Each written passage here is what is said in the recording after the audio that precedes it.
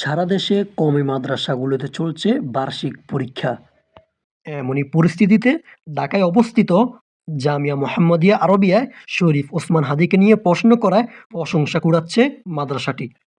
শুক্রবার রাতে আলবাব নিউজকে দেওয়া লিখিত এক বক্তব্যে জামিয়া মোহাম্মদিয়া আরবিয়ার ভাইস প্রিন্সিপাল শাইখুল হাদিস মুফতি শামসুল আলম সাহেব জানান, গত ২১শে জানুয়ারি বুধবার তাদের মাদ্রাসায় ফজিলত প্রথম বর্ষের তাফসিরুল জালালাইনের দ্বিতীয় খণ্ডের পরীক্ষা অনুষ্ঠিত হয়।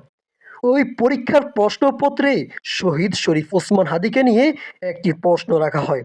ওই মাদ্রাসায় মুফতি শামসুল আলমই তাফসিরুল জালালাইন দ্বিতীয় খণ্ডের শিক্ষকতা করেন।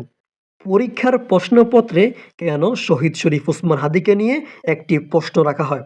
এর উত্তরে মুফতি শামসুল আলম সাহেব জানান, জিহাদের বিষয় একটি প্রশ্ন ছিল। জিহাদে যারা নিহত হন, ইসলামে তারা শহীদ হিসেবে বিবেচিত হন। তাছাড়া হুকমি শহীদ বলেও একটি অধ্যায় রয়েছে। ওসমান হাদিও যেহেতু দেশপ্রেমে উদ্বুদ্ধ হয়ে দুর্বৃত্তদের হাতে নিহত হয়েছেন, এই জন্য তার বিষয়টি নিয়ে এসেছি। পরীক্ষার প্রশ্নে শহীদ শরীফ ওসমান হাদিকে নিয়ে প্রশ্নটি এমনভাবে উল্লেখ ছিল: জিহাদের বিধান বিস্তারিত লেখো, অতঃপর বর্ণনা করো শরীফ ওসমান হাদি শহীদ কিনা। এই প্রশ্নটির চিত্র সামাজিক মাধ্যমে ছড়িয়ে পড়তেই নেটিজেনরা মাদ্রাসা নিয়ে প্রশংসা করতে থাকেন।